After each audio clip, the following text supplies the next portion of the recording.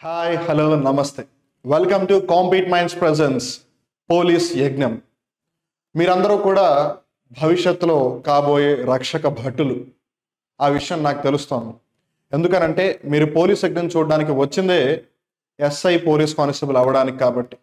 Well, for those people who are coming for the very first time, let me tell you, ఈ police యజ్ఞం కార్యక్రమం కేవలం SI అలానే police constable పరీక్షలకి ఎవరైతే prepare అవుతున్నారో వాళ్ళని దృష్టిలో పెట్టుకుని వాళ్ళని ఖాకీ చొక్కా వేసుకునేలా చేయడం కోసమే ఈ యజ్ఞం ప్రారంభించబడింది.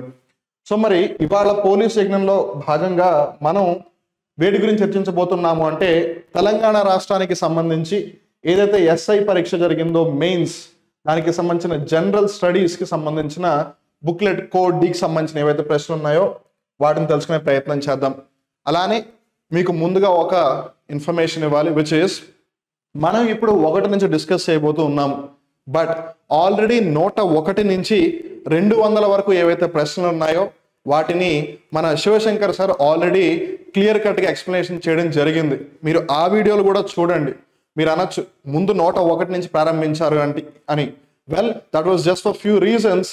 ఎండ్ ఆఫ్ ద డే మీకు కంటెంట్ని ప్రాపర్గా ఇవ్వడం కాంపీట్ మైండ్స్ నమ్ముతుంది. సో మీరు ఏమి ఇబ్బంది పడకుండా హ్యాపీగా ఫ్రీ టైం ఉన్నప్పుడు, లేదు ఇప్పుడే వీలైతే ఇప్పుడే వెళ్ళి ఆ 101 నుంచి 200 వరకు ప్రశ్నలు కూడా చూసేయండి and come back to question number 1. ఎటు నుంచి తిన్నా తిండేగా. సో ఏది ఏమైనా సరే, let's start the analysis or the explanation of the questions of SI mains of Telangana state. So మొదటి ప్రశ్న ఏమంటున్నారు, identify the mammal or mammals from the following. ఈ క్రింది వాటి నుండి క్షీరదము లేదు క్షీరదాలను గుర్తించండి అని అంటున్నారు. మన కోసం ఏ ఏ క్షీరదాల పేర్లను ఇచ్చాడో చూద్దాం. పిల్లి మాత్రమే, గబ్బిలం మాత్రమే, ఎలుక మాత్రమే, పైవన్నీ మాత్రమే అని అంటున్నాడు. ఆల్ ఆఫ్ ద అబోవ్ అని అంటున్నాడు. ఇక్కడ మనం జాగ్రత్తగా గమనిస్తే అసలు ఫస్ట్ అండ్ ఫార్మోస్ట్ మొట్టమొదటిగా ఒక మ్యామల్ అంటే ఏంటి, మ్యామల్ మరి దేంతో కంపేర్ చేసుకున్న క్లియర్గా ఒకవేళ నువ్వు పక్కకి పో అనేలాగా చెయ్యాలి అని అంటే the major thing is mammary glands. ఏదైనా జీవికి మ్యామరీ గ్లాండ్స్ ఉన్నాయి అని అంటే దాని అర్థం ఏంటి, దాని యొక్క ఆఫ్ స్ప్రింగ్ అంటే దాని యొక్క పిల్లకి అది పాలు ఇవ్వగలిగితే, క్షీరదం ఇవ్వగలిగితే దాన్ని మ్యామల్ అని అంటారు. ఏ జీవికి అయితే మ్యామరీ గ్లాండ్స్ ఉంటాయో అదే మ్యామల్ అవుతుంది. దానికి మ్యామరీ గ్లాండ్స్ లేకపోతే అది మ్యామల్ కాలేదు. As simple as that. అలానే మ్యామల్ దేనిలోని ఒక భాగం అని గమనిస్తే యానిమల్ అనే ఏదైతే ఒక కింగ్డమ్ ఉందో దానిలోని భాగం. స్పెసిఫిక్ గా మాట్లాడితే యానిమలియా అని కూడా చెప్పవచ్చు. ఇక్కడ మనం జాగ్రత్తగా గమనిస్తే రాబర్ట్ విటేకర్, కొంతమంది వైట్ టేకర్ అంటారు, మీరు వైట్ టేకర్ అంటారా అండర్ టేకర్ అంటారా మీ ఇష్టం, పేరు మటుకు గుర్తుపెట్టుకోండి, రాబర్ట్ వైట్ టేకర్. ఈయన ఒక 5 కింగ్డమ్ క్లాసిఫికేషన్ ఇచ్చాడు. 5 కింగ్డమ్ ఏంటిది, మొదటిది మొనేరా, రెండవది ఏంటిది ప్రొటెస్టా, మూడవది ఏంటిది ఫంగై. కొంతమంది దీన్ని ఫంగీ లేదు ఫంజీ అని కూడా అంటూ ఉంటారు. ప్రొనౌన్సియేషన్లో తప్పున్నా పర్లేదు, ఇన్ఫర్మేషన్ మటుకు కరెక్ట్గా తెలుసుకోండి. మొనేరా, ప్రొటిస్టా, ఫంగై. తర్వాత వచ్చేసి ప్లాంటే, తర్వాత వచ్చేసి ఎనిమలియా. సో ఈ 5 ఏవైతే ఉన్నాయో మొనేరా, ప్రొటిస్టా, ఫంగై, ప్లాంటే, ఎనిమలియా, ఇవి ఆ 5 కింగ్డమ్లు అనమాట. ఈ 5 కింగ్డమ్లు ఏదైతే సిద్ధాంతం ఉందో దాన్ని రాబర్ట్ విటేకర్ ప్రపోజ్ చేశాడు.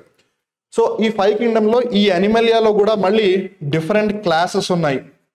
ఆ క్లాసెస్ ఏంటి అని గమనిస్తే ముందుగా పైసెస్ అంటే సింపుల్గా ఫిషెస్, చేపలు. తర్వాత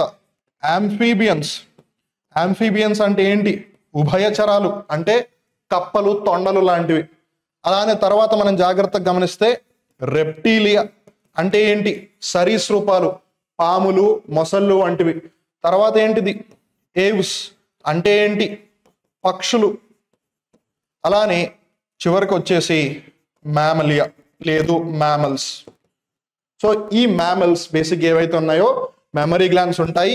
అండ్ గుర్తుపెట్టుకోండి, మెజారిటీ ఆఫ్ ద మ్యామల్స్ అంటే ఒక 80% 90% ఆఫ్ ద మ్యామల్స్ అన్ని కూడా వివిపారస్ అంటే డైరెక్ట్ గా పిల్లలకి జన్మనిస్తాయి, అవి గుడ్లు పెట్టవు. Of course there is an exception. ఇక్కడ మనం జాగ్రత్తగా గమనిస్తే డక్ బిల్డ్ ప్లాటిపస్ ఏదైతే ఉందో, ఏముంది డక్ బిల్డ్ ప్లాటిపస్, అలానే ఎకిడ్నా, ఇవన్నీ కూడా పిల్లలకి పాలిస్తాయి. కానీ అవి పిల్లల్ని కనే విధానం ఎలా అని అంటే గుడ్లు పెడతాయి. సో గుడ్లు పెట్టి క్షీరదం కేటగిరీలోకి వచ్చేవి ఈ duck billed platypus echidna, which are exceptions. Apart from that అన్ని కూడా నేరుగా పిల్లలకి జన్మనిస్తాయి. పుట్టిన పిల్లలకి పాలు మెమరీ గ్లాండ్స్ ద్వారా ఇస్తాయి. సో వీటిలో ఏది క్షీరదం అని అన్నారు? మీరే చూడండి. పిల్లి డైరెక్ట్గా పిల్లి కోనలకి జన్మనిస్తుందా? పాలిస్తుందా? ఎలకిస్తుందా? ఇప్పుడు ఈ రెండు కరెక్ట్ అయినప్పుడు ఆబ్వియస్గా ఆల్ ఆఫ్ ద అబవ్ మీరు కరెక్ట్ ఆన్సర్ పెట్టాల్సిందే, మీకు బ్యాట్ గురించి పూర్తిగా తెలియకపోయినా సరే. వెల్, ఇక్కడ మనం జాగ్రత్తగా గమనిస్తే కొంతమంది తెలివిగల వాళ్ళకన్నా తెలివిగల వాళ్ళు మాస్టారు గబ్బిలం గాల్లో ఎగురుతుంది కాబట్టి అది పక్షి అని అంటారు. వెల్, అన్ని మ్యామల్స్ బిడ్డలకి డైరెక్ట్గా జన్మనిస్తే ఈ రెండు మహానుభావులు గుడ్లు పెట్టేగా, మరి ఆ లెక్కన ప్రకారం వాటిని పక్షులు అనాలిగా, మనం అనట్లేదు కదా. సో అట్లానే గబ్బిలం చాలా బాగా ఎగురుతుంది. It is very much capable of flying. In fact పక్షులతో పోల్చుకుంటే పక్షుల కన్నా బెటర్గా ఎగురుతుంది అది. ఎందుకనంటే అది అల్ట్రాసౌండ్ని బాగా ఉపయోగించుకోగలదు కాబట్టి. ఏది ఏమైనా సరే మీరు అనొచ్చు, ఇంత క్వశ్చన్కి ఇంత ఎక్స్ప్లెనేషన్ ఎందుకు ఇచ్చారని. Well, to prove a point that compete minds, అది అరిథమెటిక్ చెప్పినా, రీజనింగ్ చెప్పినా, కాంప్రిహెన్షన్ ఇంగ్లీష్ చెప్పినా, జనరల్ స్టడీస్ చెప్పినా, స్టాటిక్ జీకే చెప్పినా, ఏ టాపిక్ చెప్పినా సరే మీరు మరొక్కసారి దాని జోలికి వెళ్లకుండా మీ మైండ్లో అలా ఇంప్రింట్ అయిపోయేలాగా, అర్థమయ్యేలాగా స్పష్టంగా చెప్పే ప్రయత్నం చేస్తుంది కాంపీట్ మైండ్స్. వెల్, ఎక్కడుంది కాంపీట్ మైండ్స్, ఏంటి కాంపీట్ మైండ్స్ అని ఒకవేళ మీరు ఫస్ట్ టైం అనుకుంటే గనక, ఇంతకు ముందు ఏదైతే శివారెడ్డి లాజిక్స్ ఉందో ఆ శివారెడ్డి లాజిక్సే ఇప్పుడు కాంపీట్ మైండ్స్ అయింది. The name has been changed. The compete minds is in budding stage, but it is coming from the experience of Sivareddy logics అనమాట. పేరు మటుకే మారింది, ప్రయాణం మారదు, గమ్యం అస్సలు మారదు. ఆ గమ్యం ఏంటి? మిమ్మల్ని కాకి చొక్కా తొడిగించడమే. That's the only goal. So ఏది ఏమైనా ఎప్పుడైతే పిల్లి ఎలుక టామ్ అండ్ జెర్రీ రెండు ఎస్ అనుకున్నామో అప్పుడే మనం ఆల్ ఆఫ్ ద అబవ్ అని కన్ఫర్మ్ చేసేసుకున్నాము. సో మొదటి ప్రశ్నకి సంబంధించి option 4 all of the above will be the right answer. రెండవ ప్రశ్నని గమనిస్తే, ఈ క్రింది వాటిలో ఏ విటమిన్ లేదు ఖనిజాల లోపం వలన పిల్లలకు మానసిక వైకల్యం కలుగును అంటున్నారు. ఈ విటమిన్లు మినరల్స్ సంగతి పక్కన పెట్టండి. మీలో ఎవరైనా తల్లిదండ్రులు ఉంటే ముందు వాళ్ళని ఫోన్లకి దూరం పెట్టండి, లేదంటే ఖచ్చితంగా వాళ్ళకి ఈ మానసిక వైకల్యం వచ్చి తీరుతుంది. Mark my words. Well, coming back to the question, ఇక్కడ మనం జాగ్రత్తగా గమనిస్తే మన కోసం 3 విటమిన్లు ఇచ్చారు, 1 మినరల్ ఇచ్చారు. మనం అన్నిటికంటే ఈజీగా ఉండే ఈ రెండింటిని ముందు పట్టుకుందాం. సో ఏ ఫర్ యాంట్ అన్నారు ఇన్ని రోజులు, ఇప్పటి నుంచి ఏ ఫర్ రెటినాల్ అనాలి మీరు. ఇది లేకపోతే గుడ్డితనం వస్తుంది అని చెప్తారు. ఏ గుడ్డితనం? రాత్రిపూట కనిపించకపోవడం, విచ్ ఈస్ రే చీకటి, night blindness. So vitamin A అనేది లోపం ఉంటే, డెఫిషియన్సీ ఉంటే, అంటే రెటినాల్ యొక్క లోపం ఉంటే నైట్ బ్లైండ్నెస్ వస్తుంది. కానీ వాళ్ళు ఇక్కడ అడిగింది ఏమిటి? వాళ్ళకి మెంటల్ డిజార్డర్ అన్నారు. దీనివల్ల అయితే రాదు. సో ఆప్షన్ 2 పక్కకు పోయా. తర్వాత వైటమిన్ సి. వైటమిన్ సి ఏంటి? Ascorbic acid. ఇది మీ నిమ్మకాయల్లో కూడా ఉంటుంది. సో వైటమిన్ సి ఒకవేళ మన బాడీలో తక్కువైతే ఏమవుతుంది? స్కర్వీ వస్తుంది.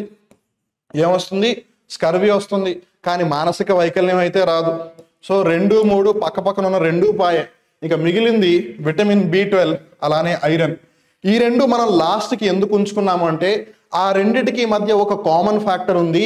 ఆ కామన్ ఫ్యాక్టర్ ఈ క్వశ్చన్కి సంబంధించిన కన్ఫ్యూజింగ్ ఫ్యాక్టర్ అవుతుంది. కాబట్టి అది ఏంటి అని అంటే ఇనుము, ఐరన్, Fe అని కూడా రాస్తారు ఇన్ జనరల్గా రసాయన నామాలు రాసేటప్పుడు. ఈ ఐరన్ ఏదైతే ఉందో ఇది మన బాడీలో ఒకవేళ తక్కువ అయితే ఎనేమియా వస్తుంది. అలానే విటమిన్ B12 సైనకోబాలమిన్ అని అంటారు. ఏమంటారు? సైనకోబాలమిన్ అంటారు విటమిన్ B12. ఎలా అయితే విటమిన్ ఏని రెటినాల్ అని, విటమిన్ సిని ఆస్కార్బిక్ యాసిడ్ అని, అలానే విటమిన్ B12ని సైనకోబాలమిన్ అంటారు. ఇది మన బాడీలో తక్కువైనప్పుడు పెరీనీషియస్, పెరీనీషియస్ ఎనీమియా వస్తుంది. అంటే ప్రమాదకర రక్తహీనత. ఎనీమియా అంటే రక్తహీనత, పెరీనీషియస్ ఎనీమియా అంటే దాని అమ్మ బాబులకి ఇది అనమాట. దాన్ని మించింది ఇది, దానికన్నా తోపు ఇది. బట్ ఇక్కడ మనం జాగ్రత్తగా గమనిస్తే ఇప్పుడు ఈ రెండిటి వల్ల కూడా రక్తహీనత వస్తుందని తెలుస్తుంది, కానీ మానసిక వైకల్యం వస్తుందని ఎలా తెలుస్తుంది? వెల్, ఇక్కడ మనం జాగ్రత్తగా గమనిస్తే ఐరన్ లేదా ఇంజనల్గా ఎనీమిక్ అన్నప్పుడు ఐరన్ లాజిక్ క్యాచ్ చేయండి ఒకసారి. ఐరన్ హిమోగ్లోబిన్ ఎఫినిటీని కనుగొని ఉంటుంది. అంటే హిమోగ్లోబిన్కి చాలా ప్రేమ లాంటిది అనమాట ఈ ఐరన్. సో ఇది ఎప్పుడు కూడా హిమోగ్లోబిన్ తీసుకెళ్తూ ఉంటుంది, రైట్? అది ఏం చేస్తుంది? ఆక్సిజన్ బాగా ప్రేమిస్తూ ఉంటుంది అనమాట అంతసేపు. సో ఆక్సిజన్ కనిపించిందంటే ఇష్టమైన అమ్మాయి కనబడితే ఎలా అయితే అబ్బాయి పరిగెత్తుకుంటూ వెళ్తాడో అలా వెళ్ళిపోతుంది అది. సో అది ఆక్సిజన్ ప్రాపర్గా బ్రెయిన్కి తీసుకెళ్తుంది. ఎప్పుడైతే ఆక్సిజన్ బ్రెయిన్ తీసుకెళ్తుందో మెంటల్ డెవలప్మెంట్ బాగా జరుగుతుంది. ఆ లాజిక్ క్యాచ్ చేసిన బట్ స్టిల్ మనం అటువైపు వెళ్ళకూడదు. బికాస్ ద పాయింట్ ఈస్, ఇందాక చెప్పాను కామన్ పాయింట్ కన్ఫ్యూజింగ్ పాయింట్ చేశారు అని. సో మనం ఒకవేళ స్ట్రైట్ ఫార్వర్డ్గా రీసెర్చ్ని బ్యాక్ చేసుకుని స్ట్రైట్ ఫార్వర్డ్ ఈ రెండిట్లో ఏది ఈ మెంటల్ డిజార్డర్ని తీసుకొస్తుంది, మరీ ముఖ్యంగా పిల్లల్లో అని మెన్షన్ చేశారు వాళ్ళు, it is because of vitamin B12 cyanocobalamin లోపం వల్ల అది కలుగుతుంది. అందుకని రెండో ప్రశ్నకి సంబంధించి option 1 will be the right answer. Maybe కొంతమంది ఇప్పటికీ కూడా లేదు మాస్టారు మీరు చెప్పింది నేను నమ్మను అని అంటే, well it's all your wish. మూడవ ప్రశ్న, China is reportedly building a new dam. Well China ఏం కొత్తది కట్టదో చెప్పండి. ప్రపంచంలో ఏదన్నా అవసరం ఉంది అంటే ముందు అందరికన్నా వీళ్ళు ఏదో పని చేస్తారు, దాన్ని 10 రూపాయలు కష్టపడి పనిచేసేదాన్ని రూపాయికి తయారు చేయడం మొదలెడతారు, ప్రపంచాన్ని నాశనం చేసి పారదొప్పుతారు. సో ఏది ఏమైనా సరే China is reportedly building a new dam అని అంటున్నారు. సో వాళ్ళు కడుతుంది చిన్నదేమీ కాదు. ఏంటంట, మాబ్జా జాంగ్బో రివర్ మీద కడుతున్నారంట. ఇది ఎక్కడుంది? టిబెట్. ఇప్పటికే టిబెట్ ఏడుస్తుంది, బాబునికి దండం పెడతారు నన్ను సెపరేట్గా వదిలేరా నాయన అని. వాడేమో పట్టి పీడిస్తున్నాడు. ఆ పీడించే ప్రయాసలో వాడు ఏకంగా డ్యామ్ కట్టేస్తున్నాడంట. ఇప్పుడు వీళ్ళు ఏమంటారు, మీకోసమే డ్యామ్ కడుతున్నాము, మీకే ఉపయోగపడుతుంది, ఎలక్ట్రిసిటీ వస్తుంది, నన్ను నమ్మండి అంటారు. తర్వాత వాళ్ళకి నీళ్లు విడుదల చేయకుండా వాళ్ళు అక్కడి నుంచి దేవుడా నువ్వే దేవుడు అని చెప్పేలా చేస్తారు. So at the tri junction with India and Nepal the other side of the state అంటున్నారు. ఈ క్వశ్చన్ ఒక విధంగా చెప్పాలి అని అంటే, ఎవరైతే జియో కింగ్ అవుతారో వాళ్ళకి చాలా ఈజీ క్వశ్చన్ అని చెప్పాలి. కానీ ఎవరైతే దీంట్లో ల్యాక్ కింగ్ అవుతారో వాళ్ళకి ఇది చాలా ట్రికీ క్వశ్చన్ అని చెప్పాలి. దానికి గల కారణం ఏంటంటే, మీరు ఇండియా మ్యాప్ని ఎప్పుడైనా సరే నిద్రపోయే ముందు ఒకసారి కళ్ళిట్ట ఇట్ట పెట్టి చూసుంటే కానీ ఈ క్వశ్చన్కి ఆన్సర్ చేయలేరు. ఎందుకు? ఒకటి, ఇండియా మ్యాప్ మీ మైండ్లో ఉండాలి. ఇండియా మ్యాప్ మీ మైండ్లో లేకపోతే మీరు ఇక్కడ ఏమీ చేయలేరు సుమా. సో ఏదేమైనా గమనిస్తే వాళ్ళు ఏమంటున్నారు, చైనా ఒక డ్యామ్ కడుతుందా అని అంటున్నారు. దీని మీద ఈ మాబ్జా జాంగ్బో రివర్ మీద టిబెట్లో కడుతున్నారు. అది అక్కడ ఇండియా నేపాల్ యొక్క ట్రై జంక్షన్ దగ్గర అంటున్నారు. అలానే ఇంకోవైపు ఒక రాష్ట్రం ఉంది అని అంటున్నారు. సో మీరు ఇక్కడ జాగ్రత్తగా గమనిస్తే కొంచెం ఈ విధంగా ఉంటుంది మన ఇండియా, రైట్? అఫ్ కోర్స్ నేను ఎగ్జాక్ట్గా ఏం గీయలేదు, but this is how it somewhere it looks like. So ఈ పర్టికులర్ పాయింట్ ఏదైతే ఉందో ఇది నేపాల్ అనమాట. మీరు జాగ్రత్తగా గమనిస్తే ఈ పర్టికులర్ పార్ట్ ఏదైతే ఉందో ఇది నేపాల్. సో ఈ పాయింట్ ఏదైతే ఉందో ఇది సిక్కిం. ఈ పార్ట్ ఏదైతే ఉందో ఇది యూకే, యునైటెడ్ కింగ్డమ్ కాదు, ఉత్తరాఖండ్. సో ఇప్పుడు ఈ ఉత్తరాఖండ్, ఇది సిక్కిం, నేపాల్ ఇక్కడ ఉంది. వాళ్ళు ఏమన్నారు, ఇండియా నేపాల్ యొక్క ట్రై జంక్షన్ అన్నారు. అంటే ఇప్పుడు ఇది ఇండియా పార్ట్, ఇది ఇండియా పార్ట్, ఇది నేపాల్. సో ఐదర్ ఉంటే అది ఇక్కడ ఉండాలి, లేదు ఇక్కడ ఉండాలి. సో లద్దాఖ్ ఇక్కడ ఉంటుంది. And more over Ladakh state కాదు, అది ఒక కేంద్ర పాలిత ప్రాంతం. సో అది పక్కనకి పోతుంది. అరుణాచల్ ప్రదేశ్ ఇక్కడ ఉంటుంది, ఇక్కడ కాదు, ఇక్కడ కాదు. సో ఇది కూడా పోతుంది. సో ఇక్కడ మనం జాగ్రత్తగా గమనిస్తే ఏదైతే ఈ మాబ్జీ జాంగ్బో రివర్ ఉందో ఇది గంగా నది యొక్క ఉపనది. ఏదైతే ఉత్తరాఖండ్లో కాలాపాని అనే ప్రాంతం ఉందో దానికి దగ్గరగా ఉంటుంది. మరీ స్పెసిఫిక్గా మాట్లాడితే ఈ టిబెట్కి సంబంధించి ఏదైతే బురాంగ్ కౌంటీ ఉందో ఆ బురాంగ్ కౌంటీలో కన్స్ట్రక్ట్ చేస్తున్నారు అది. So it is here. So రాష్ట్రం ఏంటిది? ఉత్తరాఖండ్. అందుకని మూడో ప్రశ్నకి సంబంధించి ఆప్షన్ 2 ఇస్ ద సహీ జవాబ్. నాలుగో ప్రశ్న, ద ప్రాసెస్ ఆఫ్ ఏంటి? The process of separating grains from the stocks is అని అంటున్నారు. ఎవరైతే వ్యవసాయం కనీసం జీవితంలో ఒక్కసారైనా దగ్గర నుంచి చూసి ఉంటారో వాళ్ళకి ఇది అసలు ప్రశ్నే కాదు. ఎవరైతే ఎంతసేపు ఫోన్లో ఏం తిన్నామా అని జొమాటో స్విగ్గీలో వెతుకుతున్నారో వాళ్ళకి జీవితంలో ఈ క్వశ్చన్కి ఆన్సర్ దక్కదు. వెల్, కాంపిటేటివ్ ఎగ్జామ్ నాకు ఆ మాత్రం తప్పదు, తెలుసుకుని తీరాలి కదా. సో ధాన్యాన్ని కాడల నుండి వేరు చేసే ప్రక్రియను ఏమంటారు అంటున్నారు. ఏమంటారు చూద్దాం. థ్రెషింగ్, విన్నోవింగ్, హ్యాండ్ పికింగ్, సీవింగ్, నూర్పిడి, చెరుగుట, చేతితో ఏరుట, జల్లెడ పట్టుట అంటున్నారు. ఇక్కడ మనం జాగ్రత్తగా గమనిస్తే కొన్నిసార్లు ఈ స్టాక్ అనే వర్డ్ ఏదైతే ఉందో దాన్ని చాఫ్ అని కూడా అనొచ్చు. సో మీకు సింపుల్గా చెప్పాలి అంటే మీరు ఒకవేళ గూగుల్లో ఎప్పుడైనా పిక్చర్స్ చూసుంటే వీట్ కొంచెం మీకు ఇలా కనిపిస్తుంది. గోధుమ ఏదైతే మొక్క ఉందో ఇంజల్గా, నేను అఫ్ కోర్స్ ప్రాపర్గా ఇంకేయట్లేదు because I'm not an artist like da Vinci or Picasso, కాకపోతే జస్ట్ చెప్తున్నాను. సో ఇప్పుడు ఇది ఏదైతే ఉందో this will be called as the stack. So ఈ స్టాక్కి కొంచెం ఇలా కాడల్లాగా కూడా ఉంటాయి, వాటికి మళ్ళీ చిన్న చిన్న గింజలు ఉంటాయి. సో ఇప్పుడు ఆ గింజల్ని వేరు చేయాలి. వాళ్ళు సెపరేటింగ్ గ్రెయిన్స్ అన్నారు. గ్రెయిన్స్ అంటే ఏంటి? ధాన్యం, గింజలు. సో ఈ గింజల్ని వీటి నుంచి వేరు చేయాలి. ఆ ప్రాసెస్ని ఏమంటారు అని అంటున్నారు. ఇక్కడ మనం జాగ్రత్తగా గమనిస్తే ఈ కాడని కానీ ఈ చిన్న కాడలు కానీ వాటి నుంచి వేరు చేయకుండా డైరెక్ట్గా ఈ ధాన్యాన్నే సెపరేట్ చేసేస్తారు. ఎక్కడ? ఈ థ్రెషింగ్ అనే ప్రాసెస్లో.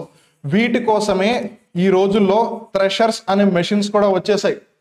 So the separation of grains from the stack or the separation of grains from the chaff is called as threshing, నూర్పిడి. ఆన్సర్ అయితే దొరికింది. రేపు అన్న రోజు దీన్ని పక్కన పెట్టి వీటి మూడి మీద క్వశ్చన్ అడిగితే అప్పుడేం చేస్తారు? వెల్, విన్నోయింగ్ అంటే ఏంటి? సింపుల్. ఏదో ఒకటి బరువుగా ఉంటుంది, ఇంకో ఏదో ఒకటి లైట్గా ఉంటుంది, రైట్? సో ఇక్కడ మీరు జాగ్రత్తగా గమనిస్తే బరువు ఉన్నది ఎప్పుడు కిందకి వెళ్తుంది, తేలిక ఉన్నది ఎప్పుడు పైకి వస్తుంది. సో ఈ హెవీ ఆబ్జెక్ట్ ఏదైతే ఉందో దాన్ని లైట్ ఆబ్జెక్ట్స్తో సెపరేట్ చేయడం కోసం జరుగుతూ ఉంటారు.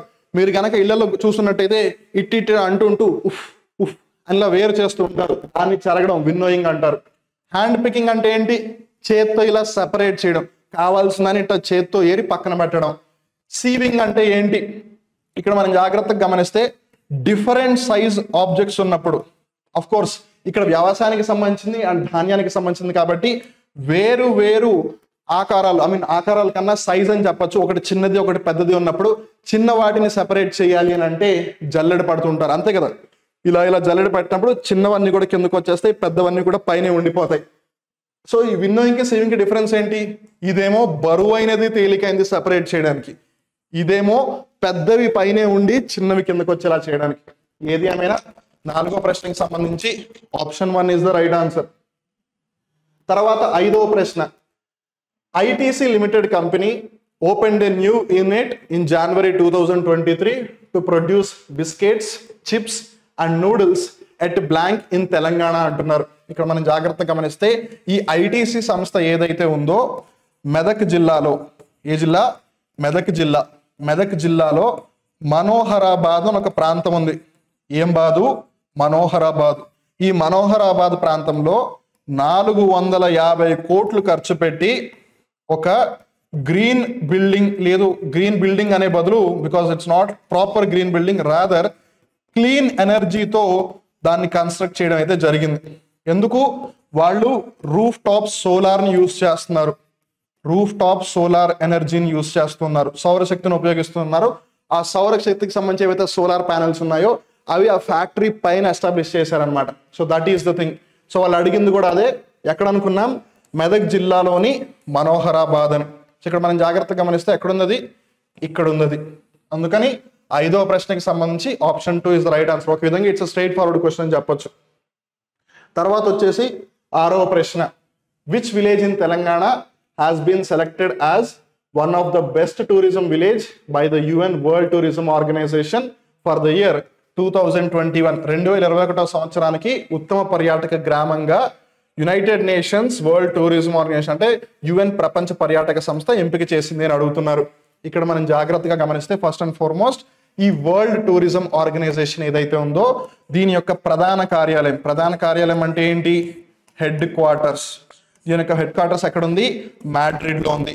మాడ్రిడ్ స్పెయిన్ దేశపు రాజధాని. అలానే దీని యొక్క స్థాపన వచ్చేసి 1975వ సంవత్సరం నవంబర్ 1న జరిగింది. నవంబర్ 1, 1975వ సంవత్సరంలో దీని యొక్క స్థాపన జరిగింది. అలానే ఇక్కడ మనం జాగ్రత్తగా గమనిస్తే 2021వ సంవత్సరానికి సంబంధించి మనం జాగ్రత్తగా గమనిస్తే మేఘాలయ రాష్ట్రానికి సంబంధించిన ఒక గ్రామం, అలానే మధ్యప్రదేశ్ రాష్ట్రానికి సంబంధించిన ఒక గ్రామం, తెలంగాణ రాష్ట్రానికి సంబంధించిన ఒక గ్రామం, 3 గ్రామాలను పిక్ చేశారు. అందులో తెలంగాణ రాష్ట్రం నుంచి పోచంపల్లి అనే ప్రాంతం ఎంపిక అయింది. And it has won it. Pochampally 2 కారణాలకి బాగా ఫేమస్. ఒకటి భూదానం అనేది ఇక్కడి నుంచి మొదలైంది. ఆ భూదాన్ కార్యక్రమం ఏదైతే ఉందో ఆచార్య వినోబా భావే గారు ఏదైతే స్టార్ట్ చేశారో ఆ భూదాన్ ఉద్యమం ఇక్కడి నుంచే ప్రారంభమైంది కాబట్టి దాన్ని భూదాన్ పోచంపల్లి అని పిలుస్తారు. అండ్ రెండవది ఇక్కడ దొరికే product which is ikat. Pochampally ikat చీరలు అని అంటూ ఉంటారు. అలానే దీనికి GI ట్యాగ్ కూడా దక్కింది. అంటే భౌగోళిక గుర్తింపు లేదు భౌగోళిక సూచిక tag, geographical indication tag. So question, తెలంగాణలోని ఏ గ్రామం అన్నారు? తెలంగాణలోని పోచంపల్లి గ్రామం. అలానే కవ్వాల్లో పులుల సంరక్షణ కేంద్రం, టైగర్ రిజర్వ్ ఏరియా ఉంది. నాగార్జున సాగర్ గురించి మనం కొత్తగా చెప్పాల్సిన అవసరం లేదు. నాగార్జున సాగర్ డ్యామ్ ఏదైతే ఉందో ప్రపంచంలోనే లార్జెస్ట్ మేసనరీ డ్యామ్, అది ప్రపంచంలోనే లార్జెస్ట్ మేసనరీ డ్యామ్. అలానే అనంతగిరి మూసీ నది ఏదైతే ఉందో దానికి ఉద్భవించే స్థానం అని చెప్పవచ్చు అనంతగిరి. అలానే one of the most popular tourist destinations in Telangana or nearby Hyderabad. ఏది ఏమైనా 6వ ప్రశ్నకి సంబంధించి option 2 is the right answer. తర్వాత 7వ ప్రశ్న గమనిస్తే which of the following element or elements is found in DNA అని అంటున్నారు. ఇక్కడ మనం జాగ్రత్తగా గమనిస్తే డిఎన్ఏలో ఒకటి ఫాస్ఫేట్ ఉంటుంది, అలానే నైట్రోజినస్ బేస్ ఉంటుంది, ఏముంటుంది నైట్రోజినస్ బేస్ ఉంటుంది, అలానే పెంటోజ్ షుగర్ ఉంటుంది, పెంటోజ్ షుగర్ ఉంటుంది. ఇక్కడ మనం జాగ్రత్త గమనిస్తే ఫాస్ఫేట్ మాలిక్యూల్ వాటర్ ఫాస్ఫేట్ అన్నప్పుడు ఫాస్ఫరస్ ఖచ్చితంగా ఉంటుంది. ఏముంటుంది ఫాస్ఫరస్ ఖచ్చితంగా ఉంటుంది. నైట్రోజినస్ బేస్ అంటే ఏంటి, ఎడినోసిన్, థైమిన్, గ్వాయినైన్, సైటోసిన్ ఇవి ఏవైతే ఉన్నాయో ఇవి డిఎన్ఏలో ఉంటాయి. ఆర్ఎన్ఏలో యురాసిల్ ఉంటుంది, దాన్ని గుర్తుపెట్టుకోండి. ఎడినైన్, థైమిన్, అలానే గ్వాయినైన్, సైటోసిన్ ఇవి డిఎన్ఏలో ఉంటాయి. ఏది ఏమైనా ఇవన్నీ కూడా నైట్రోజినస్ బేసెస్ అంటే నైట్రోజన్ ఖచ్చితంగా ఉంటుంది. అలానే ఇక్కడ మనం జాగ్రత్తగా గమనిస్తే పెంటోజ్ షుగర్ అని అంటున్నారు. పెంటోజ్ షుగర్ అంటే ఏంటి, ఇట్స్ అ 5 కార్బన్ మాలిక్యూల్ అంటే దాని అర్థం ఏంటి, కార్బన్ కూడా ఉంటుంది, అలానే దాంట్లో హైడ్రోజన్ కూడా ఉంటుంది, అలానే దాంట్లో ఆక్సిజన్ కూడా ఉంటుంది. సో ఇక్కడ మనం జాగ్రత్తగా గమనిస్తే వాళ్ళు which of the following is found అని అన్నారు. ఆక్సిజన్ ఉంటుందా, ఆక్సిజన్ ఉంటుంది, ఎస్. నైట్రోజన్ ఉంటుందా, నైట్రోజన్ ఉంటుంది, ఎస్. కార్బన్ ఉంటుందా, కార్బన్ ఉంటుంది, ఎస్. 3 ఉంటాయి కాబట్టి option 4 all of the above పైవన్నీ కూడా సరైన సమాధానం అవుతుంది.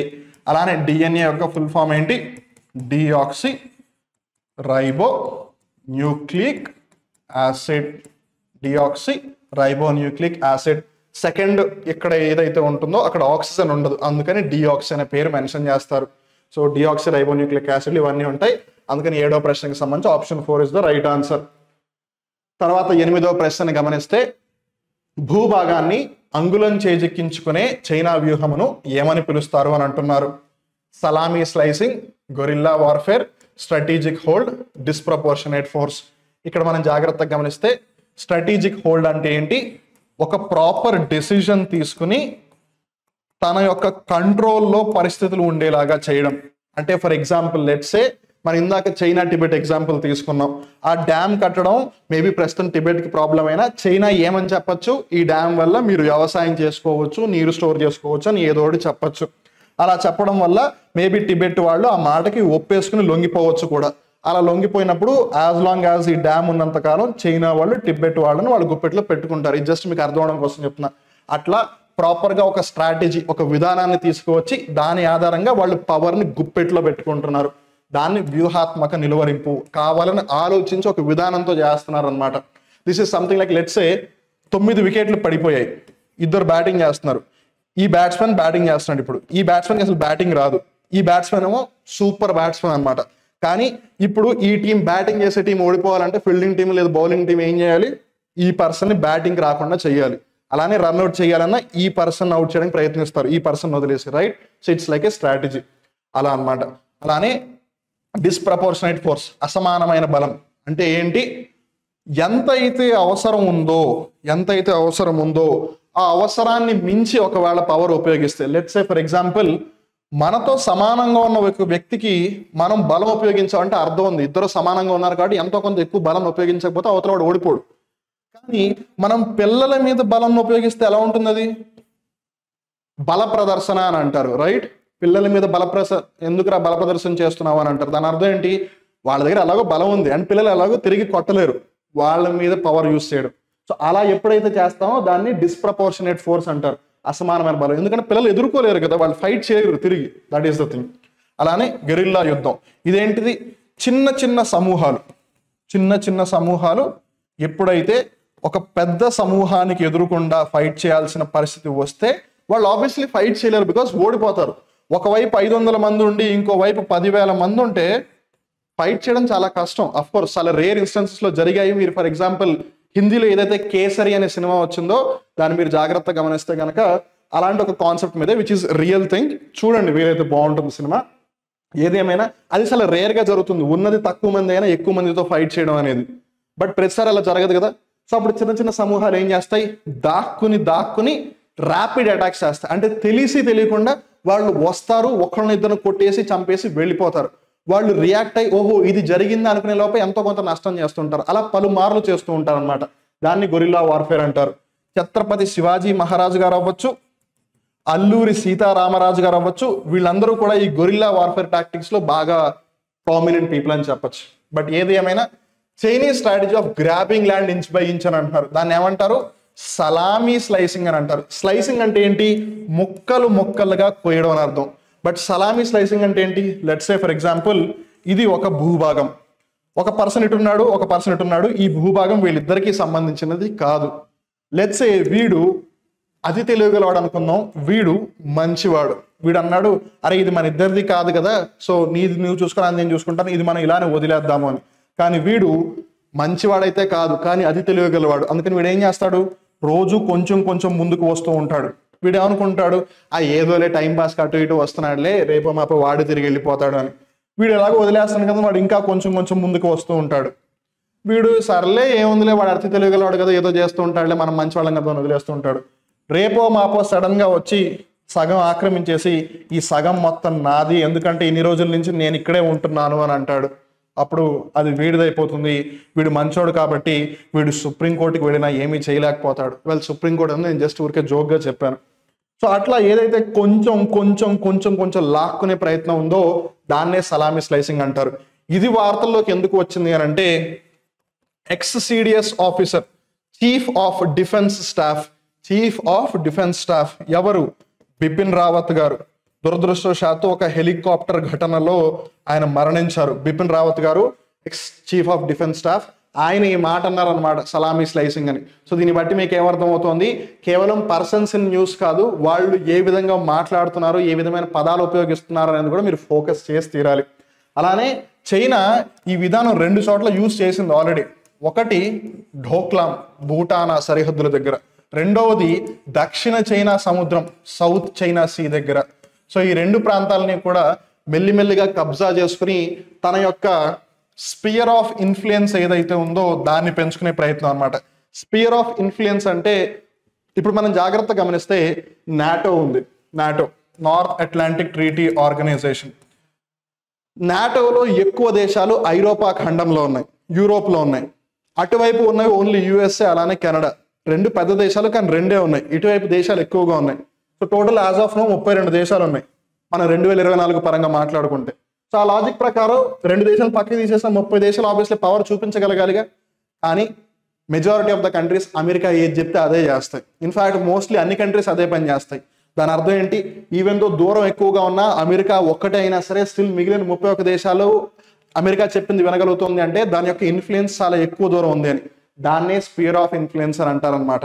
సో ఏది ఏమైనా 8వ ప్రశ్నకి సంబంధించి option 1 is the right answer. So spear of influence అంటే చైనా దాని యొక్క యూజ్ చేసుకుని ఇవన్నీ కూడా గ్రాప్ చేసుకోవాలని చూస్తాం. ఏదేమైనా 8th question first option is the right answer. తర్వాత మనం జాగ్రత్తగా గమనిస్తే Russia has withdrawn from last nuclear arms control pact with the United states in February 2023. What is the name of the pact అని అంటున్నారు. ఇక్కడ మనం జాగ్రత్తగా గమనిస్తే strategic arms reduction treaty, strategic arms reduction treaty. So ఇక్కడ మీరు జాగ్రత్తగా గమనిస్తే ఈ స్ట్రాటజిక్ లో ఎస్టీ, ఈ ఆర్మ్స్ లో ఏ, రిడక్షన్ లో ఆర్, ట్రీటీలో టీ, అన్నిటినీ కలిపితే ఏమవుతుంది, అది స్టార్ట్ అవుతుంది. ఏం స్టార్ట్ అవుతుంది, బేసిక్గా ఒక ప్రోగ్రామ్ అవుతుంది. సో 2011 నుంచి 2026 దాకా ఉంది ఇది. దీన్నే కొన్నిసార్లు ప్రాగ్ ట్రీటీ అని కూడా అంటారు. ఎందుకు దీన్ని ప్రాగ్ ట్రీటీ అని అంటున్నారు, బికాస్ 2010వ సంవత్సరంలో అమెరికా యొక్క రాష్ట్రపతి అయిన బరాక్ ఒబామా గారు, అలానే రష్యా యొక్క రాష్ట్రపతి అయిన దిమిత్రి మెద్వదేవ్ గారు అప్పట్లో, ఎప్పుడు 2010 ఆ పర్టికులర్ పాయింట్ ఆఫ్ టైంలో ప్రాగ్ అని ఏదైతే చెక్ రిపబ్లిక్ దేశం ఉందో, కొంతమంది దాన్ని జెక్ రిపబ్లిక్ అని కూడా అంటారు, ఆ దేశం యొక్క రాజధాని ప్రాగ్ లో ఒక ట్రీటీ ఎస్టాబ్లిష్ చేసుకున్నారు. ఏమని? 2011 నుంచి 2026 పాటు 15 సంవత్సరాల పాటు ఈ ట్రీటీలో 18 సార్లు అమెరికా కావాలంటే రష్యా వచ్చి రష్యా దగ్గర ఏ విధమైన అణు ఆయుధాలు ఉన్నాయని తెలుసుకుని, అలానే రష్యా అమెరికా దగ్గరకు వచ్చి అమెరికా దగ్గర ఏమి అణు ఆయుధాలు ఉన్నాయని తెలుసుకుని, ఇద్దరు కూడా మెల్లిమెల్లిగా వాళ్ళ దగ్గర ఏవైతే అణు ఆయుధాలు ఉన్నాయో వాటిని తగ్గించుకునే ప్రయత్నం చేయడానికి ఒక సంధి అన్నమాట, ఒక ట్రీటీ అది. కాకపోతే ఫర్ వేరియస్ రీజన్స్ ఫిబ్రవరి 2023 సంవత్సరంలో రష్యా ఇంకా చాలు, నాకు నచ్చట్లేదు అని చెప్పి దాని నుంచి బయటకు వచ్చేసింది ఫర్ వేరియస్ రీజన్స్. సో దాని పేరు ఏంటి అని అంటున్నారు. So it is new start అనమాట. సో 9వ ప్రశ్నకి సంబంధించి option 1 is the right answer. అలానే 10వ ప్రశ్నని గమనిస్తే గనక which of the following is organically formed rock, అంటే సేంద్రియంగా ఏర్పడిన శిల ఏది అని అడుగుతున్నారు. ఇక్కడ మనం జాగ్రత్తగా గమనిస్తే లిగ్నైట్ ఏంటిది? Lignite is a form of coal, బొగ్గులో ఒక రకం. బొగ్గులో ఏమేమి రకాలు ఉన్నాయి? పీట్ ఉంటుంది, పీట్ తర్వాత యాంథ్రసైట్ ఉంటుంది, యాంథ్రసైట్ తర్వాత ఇంకేముంటాయి? బిటూమినస్ ఉంటుంది. ఏముంటుంది? బిటూమినస్ ఉంటుంది, పీట్ ఉంటుంది, యాంథ్రసైట్ ఉంటుంది, బిటూమినస్ ఉంటుంది, లిగ్నైట్ ఉంటుంది. ఒక విధంగా చెప్పాలి అంటే పీట్ ఎప్పుడైతే న్యాచురల్గా కొంచెం ఇంకా ఎక్కువగా కంప్రెస్ అవుతుందో, న్యాచురల్లీ కొంచెం ఎక్కువగా కంప్రెస్ అవుతుందో అప్పుడు అది లిగ్నైట్ అయిపోతుంది. బట్ అది పీట్ అయినా, యాంథ్రసైట్ అయినా, బిటూమినస్ అయినా, లిగ్నైట్ అయినా అసలు ఇంతకీ ఏంటిది? అది బొగ్గు. బొగ్గు ఎలా ఫామ్ అవుతుంది? ఎప్పుడైతే మొక్కలు అలానే జంతువులు ఏవైతే ఉన్నాయో అవి ఎప్పుడైతే కుళ్ళిపోతాయో, ఎప్పుడైతే డీకంపోజ్ అయిపోతాయో కొన్ని లక్షల సంవత్సరాల తర్వాత అది బొగ్గుగా మారుతుంది. అందుకే మనం బొగ్గుని ఏమని పిలుస్తాము? ఫాజిల్ ఫ్యూయల్ అని పిలుస్తాము, అంటే శిలాజ ఇంధనం. సో ఇక్కడ మనం జాగ్రత్తగా గమనిస్తే ఇప్పుడు లిగ్నైట్ కోల్ యొక్క రకం. కోల్ ఎలా ఫామ్ అయింది? Decomposition of plants and animals. అది ఏమవుతుంది? ఆర్గానిక్ గానే కదా అయ్యేది. ఎండ్ ఆఫ్ ది డే ఇవన్నీ కుళ్ళిపోతే అది ఆర్గానిక్ సబ్స్టెన్సెస్ కదా. అంటే ఇదే మన ఆన్సర్. అలానే గుర్తుపెట్టుకోండి, లిగ్నైట్ ని బ్రౌన్ కోల్ అని కూడా పిలుస్తారు. సో ఇంజనరల్గా కోల్ బ్లాక్ కలర్ లో ఉంటుంది, బట్ లిగ్నైట్ మటుకు బ్రౌన్ కోల్ అని పిలుస్తారు. అలానే మనం జిప్సమ్ ని గమనిస్తే కనుక జిప్సమ్ అంటే ఏంటి? CaSO4. So CaSO4 2H2O. So ఇది మనకి ఎక్కడ ఎక్కువగా లభిస్తుంది? లగూన్స్, ఓషన్లు, మహాసముద్రాలు ఏవైతే ఉన్నాయో అక్కడ. అలానే మన ఇన్ జనరల్ గా ఒకవేళ సముద్రపు నీరుని ఎవాపరేషన్ చేసిన, అంటే ఆ సముద్రపు నీటిని ఆవిరిపరిచినా సరే జిప్సమ్ అనేది ఫామ్ అవుతుంది. జిప్సమ్ యొక్క ఫార్ములా, కెమికల్ ఫార్ములా వచ్చేసి కాల్షియం సల్ఫేట్ విత్ 2H2O. అదే ఒకవేళ ఇది 1/2H2O అయితే అప్పుడు అది POP, ప్లాస్టర్ ఆఫ్ ప్యారిస్ అవుతుంది. అలానే ఈ గ్రావెల్, శాండ్ స్టోన్ రెండు ఏంటి? ఇన్ జనరల్ గా మనం జాగ్రత్తగా గమనిస్తే ఏదైనా ఒక స్టోన్ ఉంది అనుకుందాం, అది వెదరింగ్ జరుగుతోంది అనుకుందాం. వెదరింగ్ ఫిజికల్ గా జరగచ్చు, కెమికల్ గా జరగచ్చు, బయోలాజికల్ గా కూడా జరగచ్చు. లెట్స్ సే వర్షం బాగా పడి పడి పడి పడి ఒక పెద్ద రాయి కాస్త చిన్న చిన్న రాళ్ళుగా అయిపోయాయి. అదే కదా గ్రావెల్ అంటే. అలానే కొన్నిసార్లు కెమికల్ వెదరింగ్ ద్వారా అది ఒకటి కలిసిపోయింది, అది అప్పుడు శాండ్ స్టోన్ కూడా అవ్వచ్చు కదా. కానీ ఆర్గానికల్లీ ఫామ్ అయ్యేది ఏంటిది? ఇదే. అందుకని 10వ ప్రశ్నకి సంబంధించి option 1 lignite is the right answer. తర్వాత 11వ ప్రశ్న, which of the following is least reactive metal in it's chemical properties అంటున్నారు. ఈ క్రింది వాటిలో ఏ లోహం దాని యొక్క రసాయనిక లక్షణాలలో తక్కువగా ప్రతిస్పందిస్తుంది? లీస్ట్ రియాక్టివ్ అంటే పెద్దగా పట్టించుకోదు అని. ఒక విధంగా చెప్పాలి అని అంటే అది ఇంట్రోవర్ట్ గా ఉంటుంది అని అంటున్నారు. వెల్, ఈ 4గిట్లో ఇంట్రోవర్ట్ గా ఉండేది ఏంటి అని అడుగుతున్నారు. ఇంట్రోవర్ట్ గా ఉండాలి అంటే ఏంటి? వాళ్ళు యాక్చువల్లీ అడుగుతుంది లీస్ట్ రియాక్టివ్. సో ఇక్కడ మనం జాగ్రత్తగా గమనిస్తే రియాక్టివిటీ సిరీస్ ని potassium, calcium, sodium, magnesium, aluminium, zinc, iron, tin, lead, hydrogen, copper, silver. అలానే మనం ఇంకా మరింత ముందుకు వెళ్తే, ఎగ్జాక్ట్లీ కాకపోయినా ఇన్ జనరల్ గా సిరీస్ లో ముందుకు వెళ్తే తర్వాత ఆస్మియం, తర్వాత పెలాడియం, అలానే తర్వాత ఆరం అంటే గోల్డ్, తర్వాత ప్లాటినం, ఇవన్నీ వస్తాయి. సో ఇక్కడి నుంచి నేను ప్రిసైజ్గా రాయట్లేదు, బట్ ఇన్ జనరల్గా రాస్తున్నాను, గుర్తుపెట్టుకోండి. Potassium, calcium, sodium, magnesium, aluminium, zinc, ferrous అంటే ఐరన్, టిన్, స్టానమ్ అని అంటారు, but it is actually tin. ఇదేమో లెడ్, హైడ్రోజన్, కాపర్, అర్జెంటమ్ అంటారు which is silver, osmium, palladium, aurum, platinum. So ఇక్కడ మనం జాగ్రత్తగా గమనిస్తే ఏవైతే ఇవి ఉన్నాయో ఇవన్నీ కూడా లీస్ట్ రియాక్టివ్. ఇవన్నీ కూడా లీస్ట్ రియాక్టివ్. మీరు చూడండి, ఇప్పుడు బంగారం ఉంది, ఆరం గోల్డ్, గోల్డ్ ఒకటి, అర్జెంటమ్ సిల్వర్ ఒకటి, అలానే ఈవెన్ ప్లాటినం కూడా. ఈ మూడు మనం ఆభరణాలుగా ధరిస్తామా?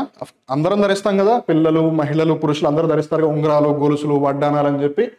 సో ఇవి మీరు వర్షాకాలంలో వేసుకున్నా, ఎండాకాలంలో వేసుకున్నా, చలికాలంలో వేసుకున్నా అవి అలానే ఉంటాయి. వేడికి కానీ చల్లదనానికి కానీ అవేం మారట్లేదు.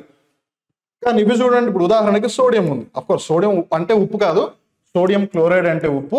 బట్ ఇన్ జనరల్గా మీరు చూడండి, కొంచెం తడి తగిలినా ఉప్పు మొత్తం మారిపోతుందా? బట్ మీరు బంగారాన్ని కొంచెం ఇలా నీళ్ళతో కడిగిన ఇన్ జనరల్గా దానికి ఏం కాదు కదా. ఎందుకు? ఇవన్నీ కూడా బాగా రియాక్ట్ అవుతాయి కాబట్టి, చాలా తొందరగా రియాక్ట్ అవుతాయి. మీరు కాల్షియంకి కొంచెం వాటర్ యాడ్ చేసి చూడండి, వెంటనే గట్టి పడిపోతుంది, సాలిడ్ లాగా అయిపోతుంది. ఎందుకు? జస్ట్ వాటర్ యాడ్ చేస్తే ఇంత రియాక్ట్ అయిపోతున్నాయి ఇవి. అంటే దాని అర్థం ఏంటి? అవి హైలీ రియాక్టివ్ అనమాట. So potassium, calcium, sodium, magnesium, aluminium, zinc ఇవన్నీ కూడా బాగా హైలీ రియాక్టివ్ అన్నట్టు హైపర్ లాగా అయిపోతాయి అనమాట. వేరే ఇవన్నీ కూడా గౌతమ బుద్ధుడు లాగా ఎప్పుడు శాంతంగా ఉంటాయి. So that is the thing. ఇప్పుడు సిల్వరు, ఆస్మియము, పెలాడియము, గోల్డ్ అంటే ఆరము, ప్లాటినం ఇవన్నీ లీస్ట్ రియాక్టివ్. వాళ్ళు అడిగింది కూడా లీస్ట్ రియాక్టివ్. ఏమేమి ఉన్నాయి ఆప్షన్స్లో? Magnesium, iron, lead. Magnesium, iron, lead ఉన్నాయి. సో వీటికన్నా తక్కువ రియాక్టివ్ ఏదన్నా ఉంటే మనం దాన్ని పిక్ చేయాలి. మిగిలింది ఏంటి? వెండి. ఈ నాలుగిట్లో ఇదే కదా లాస్ట్లో వస్తుంది లీస్ట్ రియాక్టివ్. సో అందుకని 11వ ప్రశ్నకి సంబంధించి ఆప్షన్ 1 సిల్వర్, అర్జెంటమ్, వెండి ఇస్ ద రైట్ ఆన్సర్. తర్వాత మనం జాగ్రత్తగా గమనిస్తే 12వ ప్రశ్న, to mankind the disease that results from vitamin C deficiency అని అంటున్నారు. ఇక్కడ మనం జాగ్రత్తగా గమనిస్తే బెరీ దేని నుంచి వస్తుంది? విటమిన్ B1 డెఫిషియన్సీ నుంచి వస్తుంది. తర్వాత స్కర్వీ దేని నుంచి వస్తుంది? విటమిన్ సి నుంచి వస్తుంది. అలానే రికెట్స్ దేని నుంచి వస్తుంది? విటమిన్ డి నుంచి వస్తుంది. అలానే గాయిటర్ దేని నుంచి వస్తుంది? అయోడిన్ యొక్క తగ్గుదల. సో ఇక్కడ మనం జాగ్రత్తగా గమనిస్తే విటమిన్ సి వాటి గురించి మనం ఆల్రెడీ స్టార్టింగ్లో క్వశ్చన్ దగ్గర డిస్కస్ చేసాం. ఇప్పుడు మళ్ళీ ఆ విటమిన్ సి వచ్చింది. సో దీన్ని బట్టి మనకి ఏమర్థం అవుతుంది? కొన్నిసార్లు మన అదృష్టం బాగుంటే ఒకే టాపిక్కి సంబంధించిన క్వశ్చన్ రిపీట్ అవుతుంది. అందుకని ఎప్పుడూ కూడా ఎగ్జామ్లో మన కళ్ళు, మెదడు అన్నిటిని కూడా మనం తెరిచి చాలా జాగ్రత్తగా ఉండాలి. ఎందుకు? ఒక క్వశ్చన్కి ఆన్సర్ తెలిసిన రెండో క్వశ్చన్ కూడా ఆన్సర్ తెలిసిపోతుంది కదా. అట్లా 2 మార్కులైనా వచ్చినట్టే కదా. అందుకని అనమాట. So beriberi vitamin B1, rickets vitamin D, goitre iodine, scurvy vitamin C. Vitamin C లోపం వల్ల కలిగే వ్యాధి ఏదంటే అన్నారు? స్కర్వీ. అందుకని 12వ ప్రశ్నకి సంబంధించి option 2 is the right answer. తర్వాత 13వ ప్రశ్న, which of the following river is also known as Airavati అని అంటున్నారు. ఇక్కడ మనం జాగ్రత్తగా గమనిస్తే ఏమేమి నదులు ఇచ్చారు? జీలం, చీనాబ్, రావి, బియాస్. సో మనం ఒకవేళ వేదిక్ సివిలైజేషన్కి వెళ్తే, ఏ సివిలైజేషన్కి? వేదిక్ సివిలైజేషన్కి. అంటే వేదకాలం దగ్గరికి వెళ్తే అక్కడ ఈ రావి నది ఏదైతే ఉందో ఈ రావి నదినే ఐరావతి నది అని పిలిచేవాళ్ళు. సో ఆ విధంగా చూసుకుంటే కనుక 13వ ప్రశ్నకి సంబంధించి option 3 will be the right answer. 14వ ప్రశ్నని గమనిస్తే మానవ శరీరంలో టైఫాయిడ్ కారక బ్యాక్టీరియా ఏది అని అడుగుతున్నారు. The bacteria which causes typhoid fever in human beings అంటున్నారు. మన అదృష్టం బాగుండి టైఫాయిడ్ ఫీవర్ అనేది మనుషులలో బ్యాక్టీరియా వల్ల వస్తుంది అని వాళ్ళే చెప్పేశారు. సో మనకి డైరెక్ట్గా ఆన్సర్ తెలియకపోయినా వీటిల్లో బ్యాక్టీరియా కానిది ఏదన్నా ఉంటే మనం పక్కన పెట్టచ్చు. ఒకవేళ లేకపోయినా ఈ టైఫాయిడ్ ఏదైతే ఉందో అది సాల్మోనెల్లా టైఫీ ద్వారా వస్తుంది. మరి టైఫాయిడ్ మేరియన్ అంటే ఏంటి? టైఫాయిడ్ వ్యాధి మొట్టమొదటిసారిగా వచ్చిన వ్యక్తి పేరు మేరీ. సో ఫస్ట్ టైం మేరీకి టైఫాయిడ్ వచ్చింది కాబట్టి టైఫాయిడ్ మేరీ అయిపోయింది అనమాట. ఎలా? ఉదాహరణకి అల్లరి నరేష్ గారు ఉన్నారు కదా, ఎవరు? అల్లరి నరేష్ గారు. ఆయన పేరేంటి? నరేష్, కానీ ఫస్ట్ సినిమా అల్లరి అని తీశారు కాబట్టి అల్లరి నరేష్ అని అంటున్నారు. అలానే దిల్ రాజు గారు, ఆయన తీసిన మొదటి సినిమా ఏంటి? ప్రొడ్యూసర్గా దిల్, అందుకని ఆయన పేరు దిల్ రాజు అయిపోయింది. అట్లా అనమాట. సో అట్లా మేరీకి ఫస్ట్ టైఫాయిడ్ వచ్చింది కాబట్టి ఆవిడ టైఫాయిడ్ మేరీ అయిపోయింది. హీమోఫిలస్ ఇన్ఫ్లుయెన్జా వల్ల ఏమొస్తుంది? ఇన్ఫ్లుయెన్జా వస్తుంది. స్ట్రెప్టోకోకస్ న్యూమోనియా వల్ల ఏమొస్తుంది? న్యూమోనియా వస్తుంది. టైఫాయిడ్ ఫీవర్ దేని వల్ల వస్తుంది? సాల్మోనెల్లా టైఫీ వల్ల వస్తుంది. అందుకని 14వ ప్రశ్న ఆప్షన్ 1 సరైన సమాధానం. 15వ ప్రశ్న ఏంటి? Which of the following gases is not responsible for the green house effect అంటున్నారు. ఏ వాయువు గ్రీన్ హౌస్ ప్రభావానికి కారకం కాదు అని అంటున్నారు. అంటే అసలు ముందు వేటిని గ్రీన్ హౌస్ గ్యాసెస్ అని అంటారో మనకి తెలియాలి కదా. వివరాల్లోకి వెళ్తే కార్బన్ డైఆక్సైడ్, మీథేన్, అలానే నైట్రస్ ఆక్సైడ్, అలానే సల్ఫర్ హెక్సాఫ్లోరైడ్, ఆక్సిజన్ డైఫ్లోరైడ్, అలానే ఓజోన్, అలా ఇవన్నీ కూడా గ్రీన్ హౌస్ గ్యాసెసే, హరిత వాయువులే. సో ఇక్కడ మనం జాగ్రత్తగా గమనిస్తే నైట్రస్ ఆక్సైడ్ ఉందా? ఎస్, నైట్రస్ ఆక్సైడ్ ఉంది. కార్బన్ డైఆక్సైడ్ ఉందా? ఎస్, కార్బన్ డైఆక్సైడ్ ఉంది. మీథేన్ ఉందా? ఎస్, మీథేన్ ఉంది. లేనిదేంటిది? ఆక్సిజన్. కానీ ఆక్సిజన్ యొక్క చుట్టం ఆక్సిజన్ డైఫ్లోరైడ్, అలానే ఓజోన్, ఈ రెండు కూడా ఉన్నాయి, కానీ ఆక్సిజన్ అయితే లేదు. ఇంతకీ గ్రీన్ హౌస్ గ్యాస్ అంటే ఏం చేస్తున్నది? గ్రీన్ హౌస్ గ్యాసు హీట్ని ట్రాప్ చేసేస్తుంది, అంటే వేడిని పట్టుకుని ఉంచుతుంది అనమాట. దానివల్ల అట్మాస్ఫియర్, వాతావరణం అంతా కూడా వేడెక్కేస్తుంది. దానివల్ల ఏమవుతుంది? ఐస్ క్రీమ్లు కరిగిపోతూ ఉంటాయి. మరి భూమికి ఐస్ క్రీమ్లు ఏమిటి? ఐస్ బర్గులు, మంచు పలకలు కరిగిపోతాయి. ఎందుకు? గ్లోబల్ వార్మింగ్ అవుతుంది కాబట్టి. ఏది ఏమైనా నాట్ రెస్పాన్సిబుల్ అన్నారు కాబట్టి 15వ ప్రశ్నకి సంబంధించి option 3 oxygen is the right answer. తర్వాత మనం జాగ్రత్తగా గమనిస్తే who is the union environmental secretary of India అంటున్నారు. మేబీ ఇలాంటి క్వశ్చన్ చాలా ఎక్కువగా అడగకపోవచ్చు. అదృష్టమో దురదృష్టమో మన ఇప్పుడు ఈ క్వశ్చన్ రాబోయే ఎగ్జామ్లో కాదు, ఆల్రెడీ జరిగిపోయింది కాబట్టి ఒక విధంగా మనం ఒక సబక్ తెలుసుకోవచ్చు. సబక్ అంటే ఒక పాఠం, గుణపాఠం లాగా అనమాట. ఏంటంటే న్యూస్లో, వార్తల్లో ఏ వ్యక్తి పేరు వచ్చినా సరే జాగ్రత్తగా గుర్తుపెట్టుకునే ప్రయత్నం చేయండి. అలానే వాళ్ళు ఒకవేళ ఏమన్నా మాటలు చెప్పినా వాటిని కూడా గుర్తుపెట్టుకునే ప్రయత్నం చేయండి. ఇందాక మనం చూసాం రైట్, సలామీ స్లైసింగ్ అని చెప్పి. సో అలా అనమాట. సో ఏదేమైనా ఇప్పుడు ఈ పర్సన్ కేంద్ర అంటే యూనియన్ ఎన్వైరన్మెంటల్ సెక్రటరీ అంటే ఏంటి? మినిస్టర్ ఆఫ్ ఎన్వైరన్మెంట్ ఉందా? Minister of environment, forest and climate change, పర్యావరణ, అడవులు మరియు వాతావరణ మార్పిడి మంత్రిత్వ శాఖ ఉందా? దానికి సెక్రటరీ ఎవరు అని అడుగుతున్నారు. Well, COP conference of parties జరుగుతుందా? సో అలాంటప్పుడు ఎన్వైరన్మెంటల్ మినిస్టర్స్తో పాటు వాళ్ళు కూడా పార్టిసిపేట్ చేస్తారు, అలా అనమాట. సో ఈ పర్టికులర్ పాయింట్ ఆఫ్ టైంలో క్వశ్చన్ అడిగినప్పుడు భూపిందర్ యాదవ్ గారు ఎన్వైరన్మెంట్ మినిస్టర్. బట్ ఏదేమైనా ఎన్వైరన్మెంటల్ సెక్రటరీ వచ్చేసి లీనా నందన్ గారు. శైలేష్ కుమార్ సింగ్ గారేమో రూరల్ డెవలప్మెంట్ మినిస్ట్రీకి సెక్రటరీ, అంటే గ్రామీణాభివృద్ధి. రూరల్ డెవలప్మెంట్ అంటే గ్రామీణాభివృద్ధి మంత్రిత్వ శాఖకి సెక్రటరీ. అలానే గోవింద్ మోహన్ గారు వచ్చేసి మినిస్ట్రీ ఆఫ్ కల్చర్కి సెక్రటరీ. కానీ జయశంకర్ గారు, సుబ్రహ్మణ్యం జయశంకర్ గారు, ఆయన ఎక్స్టర్నల్ అఫైర్స్ మినిస్ట్రీ ఏదైతే ఉందో ఆ మంత్రివర్యులు, ఏదైతే విదేశాంగ వ్యవహారాల మంత్రిత్వ శాఖ ఉందో దానికి మంత్రివర్యులు ఆయన. He is the minister. వీళ్ళు ముగ్గురు సెక్రటరీలు. ఈయనేమో కల్చర్ మినిస్ట్రీకి సెక్రటరీ, ఈయనేమో రూరల్ డెవలప్మెంట్కి సెక్రటరీ, ఈయనేమో ఎన్వైరన్మెంటల్ సెక్రటరీ. అందుకని 16వ ప్రశ్నకి సంబంధించి option 2 is the right answer. తర్వాత 17వ ప్రశ్న. In February 2023, ISRO carried out the first successful launch using its new rocket అంటున్నారు. కొత్త రాకెట్ అని అంటున్నారు. కొత్త రాకెట్ అంటే ఏంటి? Launch vehicle. ఇక్కడ మీరు జాగ్రత్తగా గుర్తుపెట్టుకోవాల్సింది ఏంటంటే, ఇన్ జనరల్గా మీరు మిజైలు అలానే లాంచ్ వెహికల్ రెండింటిని కూడా రాకెట్ అనే అంటారు, సింపుల్గా చెప్పాలి అని అంటే. బట్ చాలా మంది కన్ఫ్యూజ్ అవుతుంటారు, దేన్ని లాంచ్ వెహికల్ వాహక నౌక అని పిలవాలి, దేన్ని క్షిపణి అని పిలవాలి అని చెప్పి. వెల్, ఎప్పుడైతే ఒక రాకెట్ ఒక శాటిలైట్ని, ఒక ఉపగ్రహాన్నో లేదు ఏదో ఒక బరువుని అంతరిక్షంలోకి తీసుకువెళ్తుందో, స్పేస్లోకి తీసుకువెళ్తుందో, అప్పుడు దాన్ని లాంచ్ వెహికల్, వాహక నౌక అని పిలుస్తారు.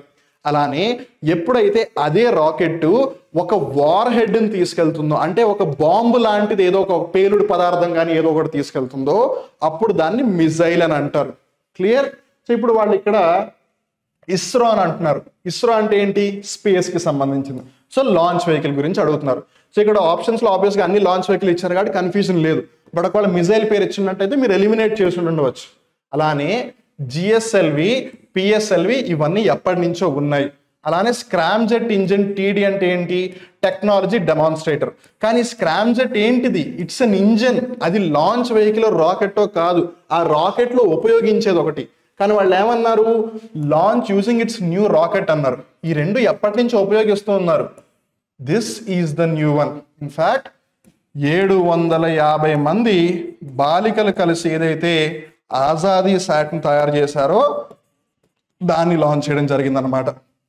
సో ఇక్కడ మనం జాగ్రత్తగా గమనిస్తే లోయర్ ఎర్త్ ఆర్బిట్ కి దగ్గరగా 500 kgs, అలానే సన్ సింక్రోనస్ ఆర్బిట్ కి దగ్గరగా 300 kgs పేలోడ్ ని ఇది తీసుకువెళ్ళగలదు. సో చిన్న ఉపగ్రహాలు ఏవైతే ఉన్నాయో వాటిని లాంచ్ చేయడానికి small satellite launch vehicle use చేస్తారు. పేరే చెప్పేస్తుంది, చిన్న శాటిలైట్ ని లాంచ్ చేయడానికి యూస్ చేస్తున్న వెహికల్ అని. బికాస్ ప్రతిదానికి పిఎస్ఎల్వి, జిఎస్ఎల్వి యూస్ చేస్తే ఎక్కువగా ఖర్చు పెట్టాల్సి వస్తుంది. అందుకని దీన్ని తయారు చేశారనమాట.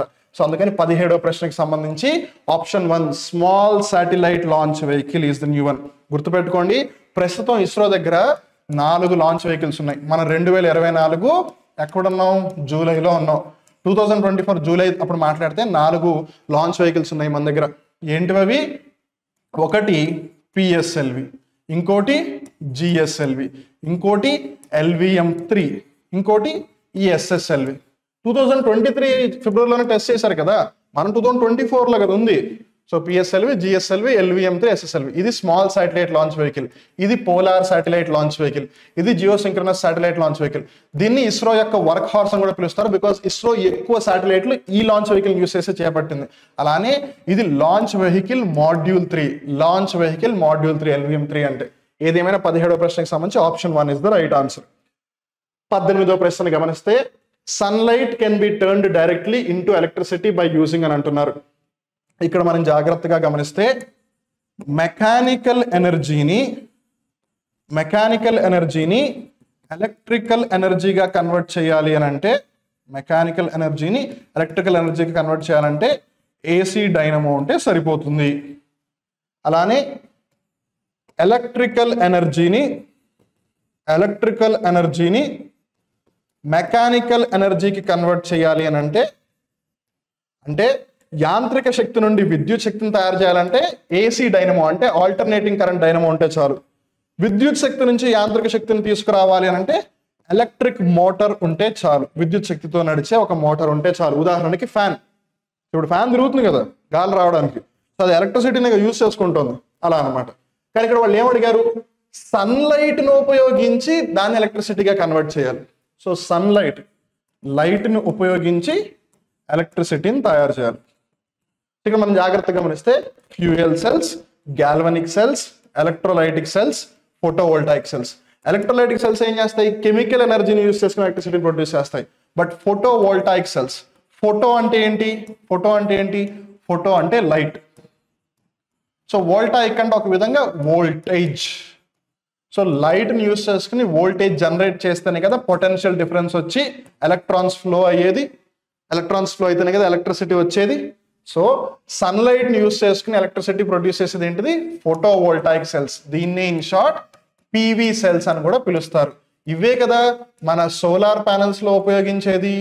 అలానే గుర్తుపెట్టుకోండి, ఈ PV సెల్స్ ని ఇన్ షార్ట్ కొన్నిసార్లు PVC అంటారు. PVC అంటే కేవలం ఫోటోవోల్టాయిక్ సెల్స్ ఒక్కటే కాదు, పాలీవినైల్ క్లోరైడ్ అని కూడా పిలుస్తుంటారు కొన్నిసార్లు. ఈ PVC పైపులు ఉంటాయి, జాగ్రత్తగా గుర్తుపెట్టుకోండి, PVC పైపులు. సో ఏది ఏమైనా 18వ ప్రశ్నకి సంబంధించి option 4 is the right answer.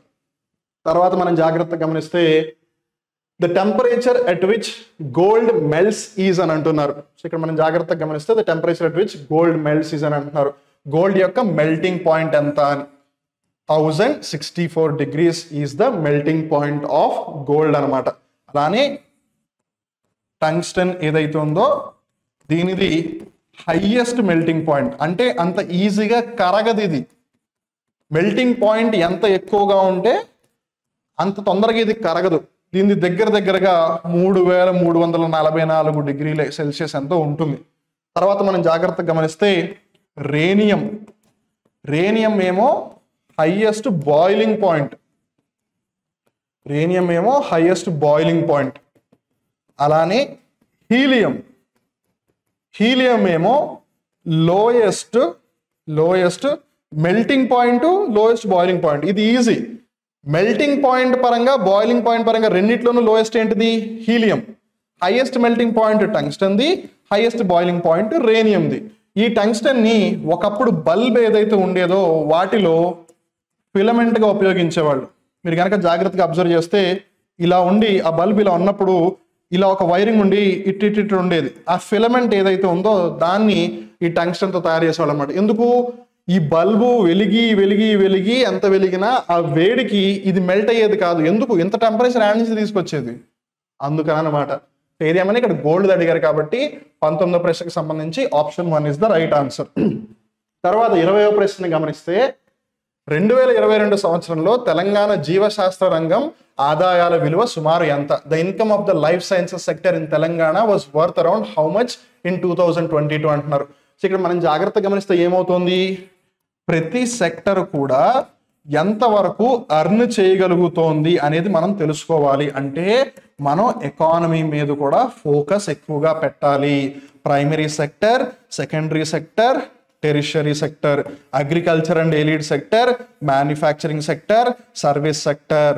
So ఇవి ఎంత సంపాదిస్తున్నాయి. అలానే వాటిల్లో మళ్ళీ కూడా ఐటీ ఎంత సంపాదిస్తోంది, ట్రాన్స్పోర్ట్ ఎంత సంపాదిస్తోంది, ఇక్కడ ప్రాపర్గా అగ్రికల్చర్ ఎంత సంపాదిస్తోంది, డైరీ ఎంత సంపాదిస్తోంది, ఇక్కడికి వెళ్తే మైనింగ్ ఇండస్ట్రీ ఎంత సంపాదిస్తోంది, ఫార్మస్యూటికల్ ఇండస్ట్రీ ఎంత సంపాదిస్తుంది, ఇవన్నీ కూడా తెలుసుకుని ఉంటే మంచిది. సో ఏది ఏమైనా the income of the life science sector in Telangana was worth around $50 billion, $50 billion అనమాట. $1 billion ఈజ్ అప్రాక్సిమేట్లీ 8,500 crores. సుమారుగా $1 billion అంటే 8,500 కోట్లు. సో దాని ప్రకారం ఇది లెక్కేసుకోండి. ఏది ఏమైనా 20వ ప్రశ్నకి సంబంధించి option 2 is the right answer.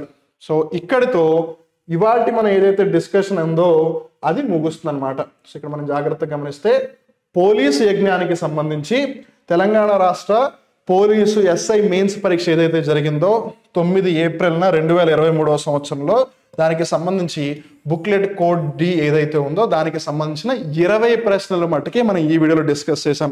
మీలో చాలా మంది అనొచ్చు 20 ప్రశ్నలకి ఇంత ఎందుకు డిస్కస్ చేశారు మాస్టర్ అని. ఇంకొంతమంది 20 ప్రశ్నలకి చాలా బాగా ఎక్స్ప్లెయిన్ చేశారు. నేను గొప్పలు చెప్పుకోవడం గురించి ఈ పాయింట్ అనట్లేదు. The point is end of the day మీరు ఏదన్నా విషయం గురించి తెలుసుకునేటప్పుడు దానికి సంబంధించిన ఎంత వీలైతే అంత సమాచారం అర్థమయ్యే విధంగా తెలుసుకున్నారనుకోండి, అది మీకే మంచిది. బికాస్ రేపు అన్న రోజు ప్రశ్న ఎప్పుడు ఏ విధంగా ఎక్కడి నుంచి అడుగుతారు మనకు తెలియదు. ఉదాహరణకి ఎన్వైరన్మెంటల్ సెక్రటరీ, ఎన్వైరన్మెంటల్ మినిస్టర్ ఎవరని అడుగుతారని చాలా మంది ఎక్స్పెక్ట్ చేస్తారు, పర్యావరణ శాఖ మంత్రి వర్యులు ఎవరు అని. కానీ పర్యావరణ మంత్రిత్వ శాఖ యొక్క సెక్రటరీ ఎవరు అని అడుగుతారు అనేది చాలా రేర్ అనమాట. అలానే మ్యాప్కి సంబంధించి ఒక క్వశ్చన్ అడిగారు, మీకు గుర్తుంటే కనుక 3వ ప్రశ్న అనుకుంటా. సో మ్యాప్కి సంబంధించిన ఒక క్వశ్చన్ అడిగారు. ఇంజనరల్గా ఎవరు ఎక్స్పెక్ట్ చేయరు మ్యాప్ బేస్ మీద ఒక క్వశ్చన్ అడుగుతారు అని, బట్ అడిగారు కదా. సో అలా ఏ సెక్టర్ ఎంత సంపాదిస్తుందని అడిగారు. అది కూడా వాళ్ళు straight forward A transportation, IT అలా అడగలేదు. లైఫ్ సైన్సెస్ అంటే ఏదో గ్రో అవుతున్న సెక్టర్ గురించి అడిగారు. సో అట్లా డిఫరెంట్ ఆస్పెక్ట్స్ నుంచి క్వశ్చన్ అడుగుతున్నారు కాబట్టి అంత ఈజీ కాదు ఈ రోజుల్లో పోటీ పరీక్షకు ప్రిపేర్ అవ్వాలి అంటే. But at the very same time మేము ఉన్నాం కదా మీకోసం. సో మీరు మమ్మల్ని నమ్మండి, కాంపీట్ మైండ్స్ శివారెడ్డి లాజిక్స్ని సపోర్ట్ చేయండి. ఎప్పుడు సపోర్ట్ చేస్తూ ఉన్నట్టుగానే ఖచ్చితంగా మీ చేత కాకి చొక్కా తొడిగించే ప్రయత్నం అయితే ఈ పోలీస్ యజ్ఞం కార్యక్రమం ద్వారా మేము కానీ, శివారెడ్డి సార్ కానీ, శివారెడ్డి లాజిక్స్ టీం కానీ, కాంపీట్ మైండ్స్ టీం కానీ మీకు అందించే ప్రయత్నం చేస్తుంది. సో మళ్ళీ ఇంకో రోజు ఇంకో పోలీస్ యజ్ఞం కార్యక్రమంలో కలుద్దాం. మిగిలిన ప్రశ్నలు డిస్కస్ చేస్తున్నాం. And remember, this is just the beginning. యజ్ఞం ఇప్పుడిప్పుడే మెల్లిమెల్లిగా మండుతూ ఉంది. ఇంకా యజ్ఞం చాలా ముందుకు వెళ్ళాలి.